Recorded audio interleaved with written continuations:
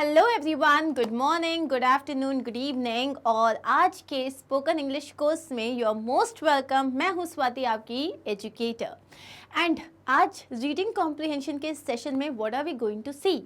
Yes, spoken English course में हम reading comprehension में एक नई स्टोरी के साथ आज स्टार्ट करने वाले हैं। The name of the story is a life lesson to learn today. ये बहुत बहुत सिंपल स्टोरी है।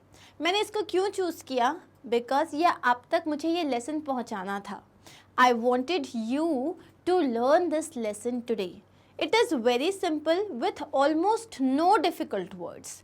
But what will you do? क्या करोगे आप? You will read it with me. जैसे जैसे मैं पढ़ूंगी आप इसको मेरे साथ साथ रीड करोगे, ताकि आपको ये जो रीडिंग है इसकी प्रैक्टिस आ जाए, आपकी जो टंग है वो इस तरीके से मूव करने लग जाए।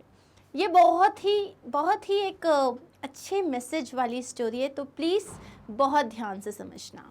Let's start. Once a professor brought balloons to school, told his students to blow them up and write their names on one and throw it in the hallway.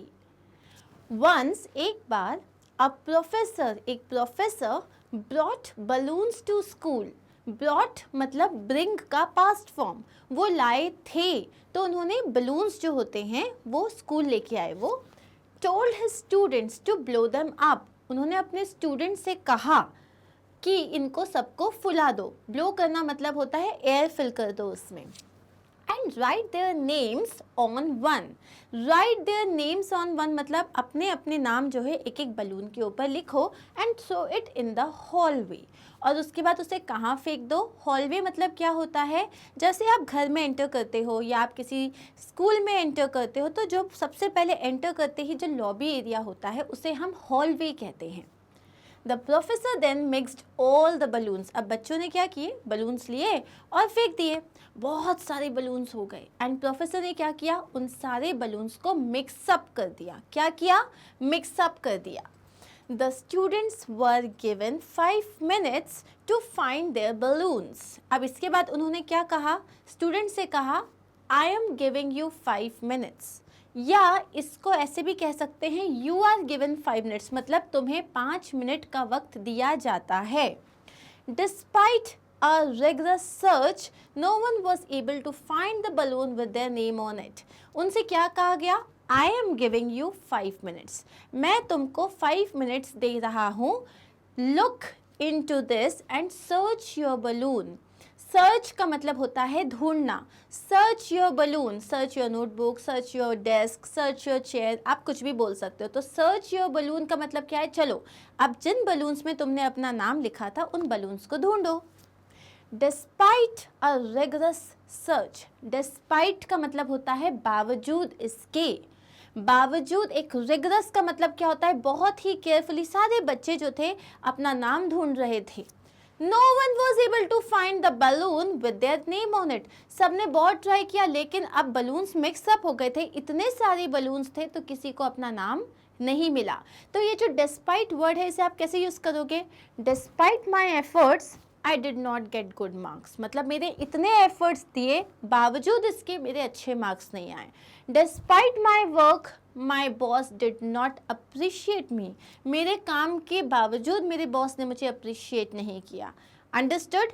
सो यहाँ पे क्या हो जाएगा? Despite a rigorous search. Rigorous मतलब, से it with me word, rigorous.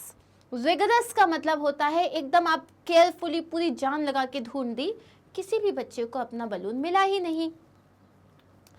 अब यहाँ पे दो वर्ड्स हैं जो डिफिकल्ट वर्ड्स हैं। एक है ब्लो अप जिसका मतलब होता है हवा से भरना, to fill with air, and rigorous का मतलब होता है एक्सट्रीमली थरो एंड केयरफुल। आगे देखिए स्टोरी में क्या हुआ। एट दैट पॉइंट, उस वक्त, the professor told the students to take the first balloon they found and hand it to the person whose name was written on it. Professor ने क्या कहा? स्टूडेंट से कहा एट दैट पॉइंट मतलब उस वक्त। प्रोफेसर ने कहा जो भी बलून तुम्हारे सामने है उसे पिक करो और जिसका वो बलून है उस इंसान को जाके दे दो। समझ में आया? खुद का तो मिल नहीं रहा था लेकिन जो भी सामने आया आप अपनी क्लास के सारे स्टूडेंट्स को जानते हो, तो जिसका भी नाम आया उस इंसान को वो बलून दे दो. So now within 5 minutes everyone hand their own balloon. मतलब 5 मिनट के अंदर सबके पास खुद के खुद बलून्स थे. 5 minutes, only it took 5 minutes, क्योंकि जिसके पास भी जो बलून आया उसने दूसरे को दे दिया. Simple. Then the professor said to the students. Said का मतलब होता है कहना. Tell का मतलब होता है बताना. मैं अगर मुझे बोलूँगी मुझे एक स्टोरी बताओ, तो मैं बोलूँगी tell me a story. एक बात कहनी है, I want to tell something. लेकिन अगर मैं said बोल रही हूँ, इसका मतलब बताना. जैसे कि आई वॉन्ट, उन्होंने स्टूडेंट से कहा. अब यहाँ पे टेल और से जो है ना, ये आपको ऐसा लगेगा ये टेल कहाँ यूज़ करना है, से कहाँ करना है. से मतलब होता है कहना, टेल मतलब होता है बताना. अभी एज ऑफ ना इसको याद रखो, ठीक है. These balloons are like happiness. Professor ने क्या कहा उन लोगों से, ये जो बलून्स होते हैं ना, ये हैप्पीनेस की तरह से हैं. हैप्पीनेस का मतलब क्या होता है, खुशी. We will never find it if everyone is looking for their own. We will never find it. हमें happiness कभी नहीं मिलेगी if, अगर everyone is looking for their own. अगर सब कोई अपनी अपनी खुशी को अगर ढूंढ रहे हैं तो हमें खुशी कभी नहीं मिलेगी.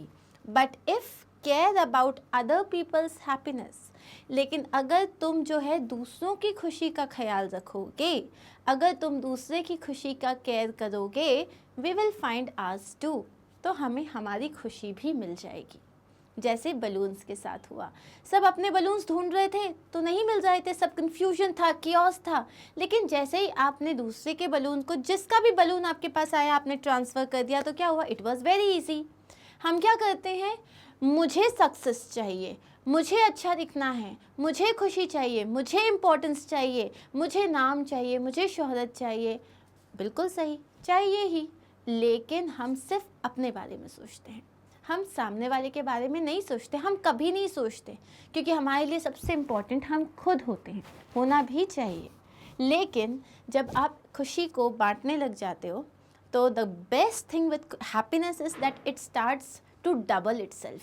जैसे ही आपने किसी और को खुशी दी तो it starts to double itself. और जैसे ही आप किसी दूसरे को खुशी दोगे, आपको अपने आप खुशी मिल जाएगी. एक छोटा सा एग्जाम्पल, अगर आप रास्ते में जा रहे हो, इट इज़ एक्सट्रीमली कोल्ड, बहुत ज़्यादा ठंड है. आपने देखा एक कोई जो है, मतलब जो ठेला ढोने वाले होते हैं ना, जैसे कोई हॉकर है जो वो फ्रूट्स बेच रहा है या कुछ भी, वो बहुत ज़्यादा ओल्ड हैं, उन्हें बहुत ठंड लग रही है, वो मतलब काँप रहे हैं.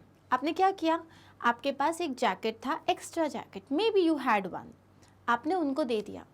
उनके फेस पे जो स्माइल आई, उसके बाद आपके साथ क्या हुआ, उनके तो सिर्फ फेस पे स्माइल आई, आपके फेस पे भी स्माइल आई, आपके हार्ट ने भी स्माइल किया और आपके सोल ने भी स्माइल किया. और ये smile is what, happiness. Yes और नो. एक चाइनीज़ सेइंग है, there is a Chinese saying that goes, if you want happiness for an hour, अगर 1 घंटे के लिए हैप्पीनेस चाहिए, टेक अ नैप, सो जाओ. नैप का मतलब क्या होता है, सो जाना. स्लीप मतलब सोने की एक अवस्था होती है, लेकिन नैप मतलब क्विक नैप लेना है मुझे. आई टुक अ नैप मतलब मुझे बहुत नींद आ रही थी, मैं तो थोड़ी देर सो गया. तो अगर 1 घंटे के लिए खुश होना है, take a nap. If you want happiness for the day, go fishing. अगर 1 दिन के लिए खुश होना है, पार्टी कर लो, फिशिंग कर लो. If you want happiness for the year, inherit a fortune. 1 साल के लिए खुश होना है, पैसे कमा लो, बहुत सारे पैसे कमा लो. If you want happiness for a lifetime, help somebody. लेकिन अगर ज़िंदगी भर खुश रहना है, देन हेल्प समबडी मतलब किसी की मदद करो.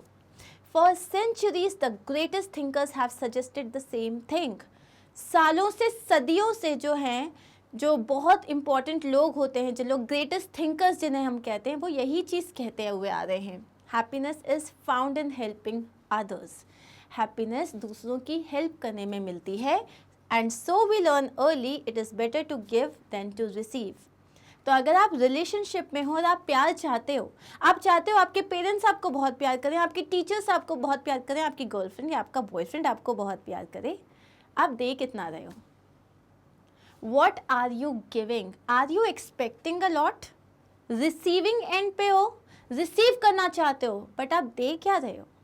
आप चाहते हो सोसाइटी आपको बहुत ज़्यादा अप्रिशिएट करे या नेचर आपको बहुत ज़्यादा अप्रिशिएट करे? What are you giving? Receive तो ठीक है, हाथ तो हमेशा हमारे ऐसे रहते हैं, देने के लिए कभी बढ़े?